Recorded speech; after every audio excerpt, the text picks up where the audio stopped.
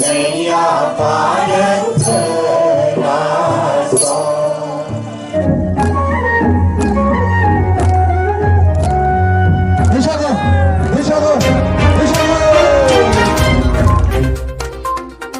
खुंगा नैथि रंजालि बैसागु फोरबो फालिदों चिरां जिल्ला दुलाराय बाथौ गौथुमा। चिरां जिल्ला सान्थिपुरनि सिङाव थानाय सान्थिपुर गोजौ फरायसालिनि गेलेग्रा फोथाराव खुंगा नैथि रंजालि बैसागु फोरबो फालिदों चिरां जिल्ला दुलाराय बाथौ गौथुमा। सानसेनि हाबाफारि बायदियै फिरफिला बिरहोनाय, आरज गाबनाय आरो मुंख्लंफोरनो बिबार बावनाय हाबाफारिजों लोगोसे गेदेमाफोरखौ खुलुमनाय, मान बावनाय, अननाय होनायजों लोगोसे गेवलां बैसागुखौ डक्टर सांग्रां ब्रह्मनि बेखेवनायजों बरायो। बे हाबाफारियाव देंखोगिरि हायेन ब्रह्मआ बाहागो लानायजों मेहेरगोनाङै जाफुंनानै थाङो।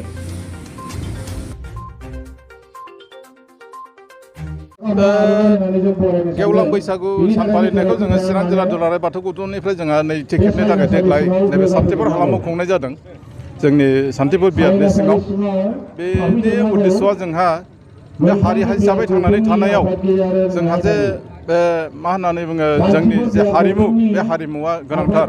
बे गोनांथार मोनसे जोंनि फेक्टर बादि होननानै बुंजासिगोन बेखौ। दा बेखौ जोङो गोग्गोमै लाखिनो थाखाय हारि थांनानै थानायाव जोंहा बाहागो मोनसे पार्ट बादि हिसाबै लानानै थांनो थाखाय जोङो बे हाबाफारिखौ जोङो लाबाय थादों आरो सेमोननिफ्राय जागायबाय, देग्लाय जाबाय आरो उनावबो लांबाय थागोन जोङो। गोदान बोसोराव रंजालि बैसागुखौ रंजाखांनायनि उनाव बर'फ्रा आबाद मावग्राफ्रा माबायदि गोदान बोसोराव आबादनि गेजेराव आरो गुबुन गुबुन खामानियाव माबायदि जाजानो लुगैदों? बेथ' खालि बर'फोरनिल' नंला, बेयो बुंनो थाङोब्ला मिथिंगायारिसो, मिथिंगायारि बेयो खालि मानसिनिल' नङा। बर'आथ' नंखाया, बर'ल' नङा, मिथिंगायाव जथ' दङ बिफां लाइफां, मानसि दुमसि, जिब जुनार गासिबो गोदान महर लायो। दैयाव थानाय ना, साम', खांख्राइ गासिबो गोदान माबा मोनसे मिथिंगाजों सामलायजानाय हिसाबै, मिथिंगानि बान्दा हिसाबै मिथिंगाया जेरै थिनो बेबादि थांनांबाय थानाय बादि जानायखाय जोंबो जिहेथु मानसि आरो मानसिया जोंहा थांनानै थानायनि थाखाय जोङो आबादखौनो मावनानै जायो। बेनि थाखायनो जोंहा आबाद मावनायनि जोंहा समा सफैबाय हिसाबै जोङो रंजास्रा आरिस्रा खालामनानै जोङो बोलो फोरानायनि हाबाफारिखौ लायो आरो। रंजालि बैसागु फालिनाय हाबाफारि लाफानाय जादों। रंजालि बैसागु हाबाफारिजों लोगोसे जोङो बावहाय रंजालि बैसागुनि जे बैसागु रंजानाय जे मोसानाय, बे मोसानायनि जोंहा मोनसे कम्पिटिसन एबा बादायलायनाय हाबाफारि जों बेहाय लाफानाय जादों, जाहाथे बयनिबो गोसोआव नाङो आरो बयनिबो गोसोआव जाहाथे बे जिनिसा मोनसे थुलुंगाखांनाय मोनो आरो बेनि थाखाय।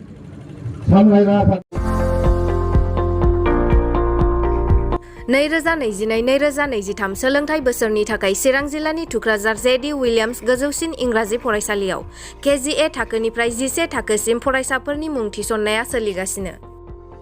गोजौ सोलोंथाइ लानाय, रोंगौथि गोनां आरो मोजां फोरोंथाइ होनो हानाय फोरोंगिरिफोरनि गेजेरजों बे फरायसालियाव फरायसाफोरनो सोलोंथाइ होनाय जायो। बे फरायसालियाव हौवासा आरो हिन्जावसाफोरनि थाखाय आलादा आलादा थानायनि थाखाय हस्टेलनि खाबु दं। Computer and science laboratory, auditorium hall and library room, game and sports आरो music class, coaching and tuition खाबुखौ मोननो हागोन।